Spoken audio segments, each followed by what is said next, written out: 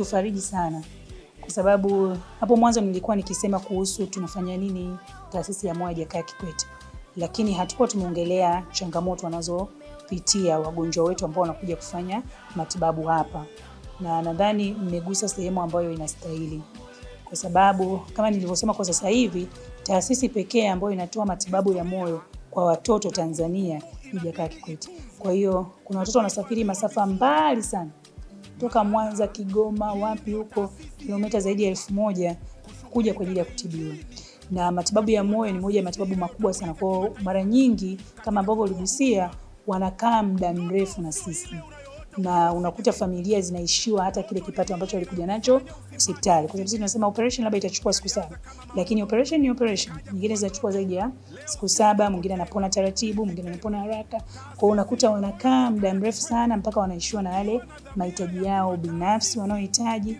Lakini tu pia kwa sababu wanatoka mbali, ndugu zao hawawezi mara kwa mara kuja kuwasalimia, tofauti na mtu ambaye ametoka hapa Dar es Salaam. Kwa hiyo wanakosa ule ujamii ambao tumeuzoea wa Tanzania, kwamba ukiumwa kuna shangazi, bibi, jirani atakuja kusalimia. Mtu mwingine amekaa hapa hana mtu yoyote ambaye anakuja kumsalimia. Na Mungu aendelee kuwapa moyo huo wa kuangalia wanawake wenzenu, lakini pia kuangalia watoto walioko katika jamii yetu, na kuendelea kufikiria ni namna gani mmekuwa nadhani wabunifu. Kila mara mnageuka upande ule, sasa hivi tukamuone nani, sasa hivi tukamuone nani. Kwa hiyo muendelee na ubunifu huo na moyo huo, na mnauishi msemo wa kiongozi wetu wa nchi ambaye anasema kazi na utu. Kwa hapa mko katika kutimiza ule utu.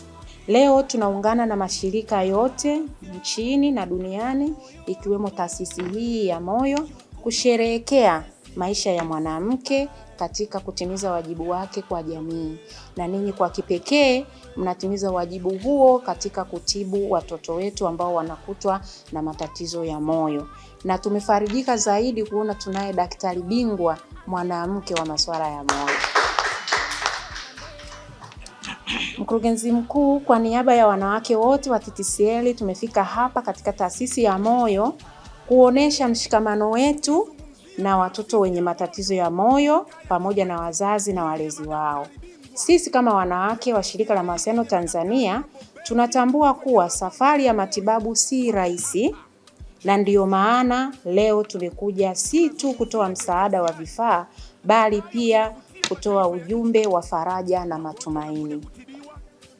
Kipekee tunapenda kuwapongeza na kuwashukuru madaktari, wauguzi na wataalamu wote wa afya katika taasisi hii kwa kazi kubwa na nzuri mnayoifanya, zaidi sana ikiwa ni ya kujitolea isiyotegemea mshahara ambao mnaupata.